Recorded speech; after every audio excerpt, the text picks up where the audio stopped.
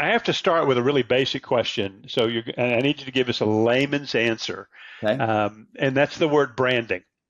We all of us, whether we're in business as mission or just in business in general, or wherever we are on the spectrum, we hear about branding all the time, and I know there are 10,000 different opinions and 10,000 different definitions. When you talk about brand in the context of branding for impact, what exactly are you talking about?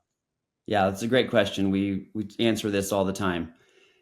To us, a brand is the one idea that people think of when they think of you. Our brains are in survival mode. We receive, the research says, 10 to 20,000 advertising messages a day. Ooh, Our brains no are wonder just I'm tired.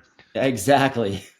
We're just trying to survive. We're trying to make it to the next thing, and we're really bombarded by messages and persuasion. And just to survive, your brain is going to simplify, it's going to filter, and you're very quickly going to think of one idea for a company or for an organization or for a person, right? You're going to hang them on a hook, and a brand is that hook. A brand is the one idea that you want people to think of when they think of you. And you have to be very intentional about that, because if you're not, we're going to talk about this later, I would assume, they'll make up their own story. And you want to be intentional and proactive about the brand that you put out there for your organization. And even as a person, your personal brand, you want to be intentional about that as well. So a brand is an idea. It's an emotion. It's a feeling you have about a company or a person. And really, at Grove 9, we try to boil that down to one word. We call that your Yeah. brand platform. So probably one of the best known examples of that would be Volvo, Yeah, right? When you think Volvo, you think safety. And absolutely. their history, I guess, up until recently, maybe still is, supports that. Everything they do has been had at least have done. When they invented the seatbelt and the seat harness, they gave it away to the whole automotive industry, and to me, it's a great example of the word that sticks in my mind and the actions, the story that say, yeah, this is the real deal. How does a Christian do that? And I want to jump very quickly into your points that you make in the book about um, overt, covert, how in your face. Obviously, you're a committed believer. You have a business. You want that business to glorify God, to impact the community, the world. Uh, And some people are subtle about it. I think obviously there's some that are fearful. I don't want to go there, but some people are very subtle about it, and some people are very, what's the right word, very aggressive, if you will, very very open. How do you think about that, number one, and in terms of what you're talking about in the book, and then how do you advise your customers? You got a lot to say, so for the listeners, guys, I'm teeing up. Go read the book. It's worth it for this dialogue, to learn more about how Justin has taught and thought about this open Christian branding, and how do you do it without I always use the analogy of a guy with a 6-inch Bible on his desk. That's not what we're talking about here. Right. So Yeah. Mike, I think it's a personal conviction. I'm not here to tell anyone how they should do it. But I hope the book gives people some inspiration. It gives them some ideas for here's how other successful faith-driven entrepreneurs and business leaders have done this in their organizations.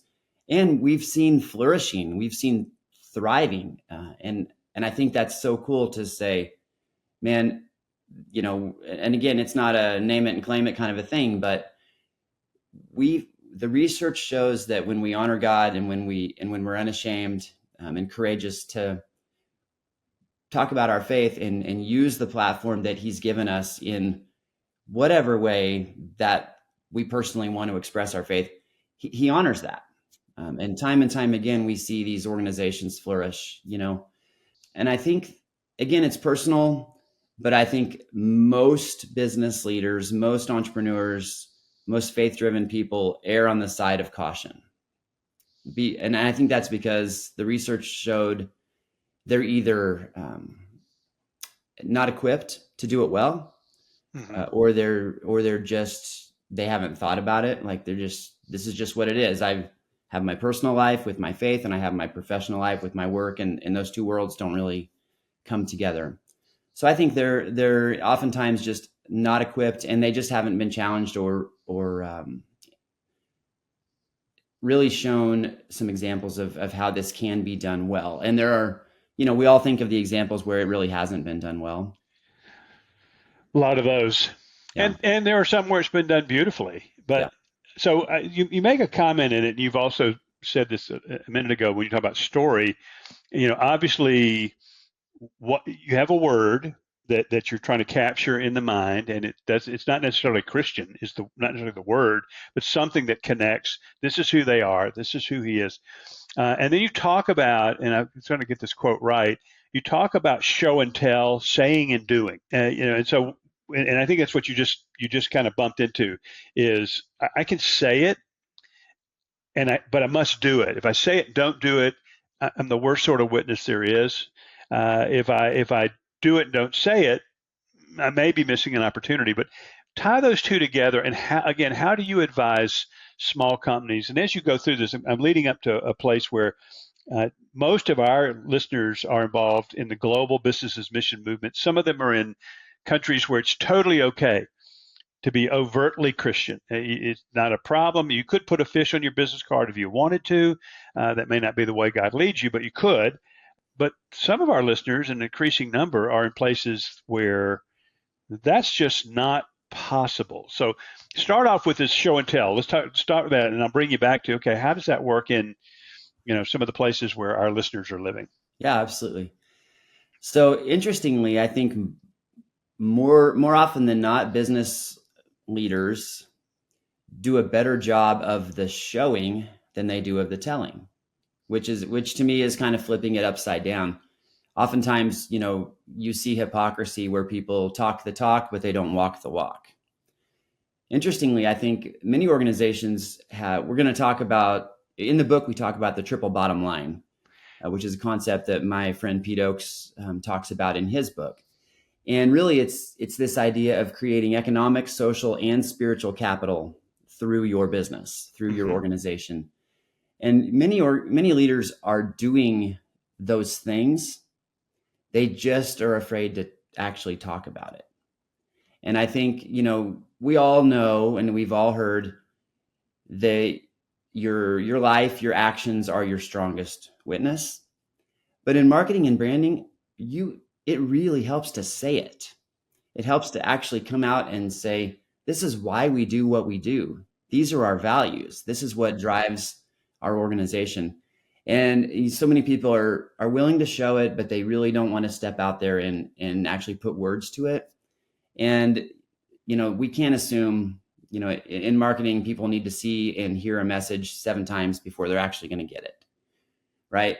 We don't want to assume that they're just going to, so one day, many people will come to you and say, why are you different? What's the reason for why your organization is different than the others? And that's awesome. And we want that. We want to live out our faith in a way that people want to ask us about the hope that we have, right? But in marketing, you can also be intentional about putting creative words and messaging around your faith and your values in a way that's winsome and attractive and strengthens and supports your brand. And surprisingly, or maybe not surprisingly, it will draw ideal customers to you who share your values, who share your why. And it also is wonderful for your team, for your employees, for recruitment, for retention, for satisfaction and culture. Like-hearted, like-minded, missional team members, they want to be a part of something. They want to be a part of an organization that believes in something and has a purpose greater than just profit.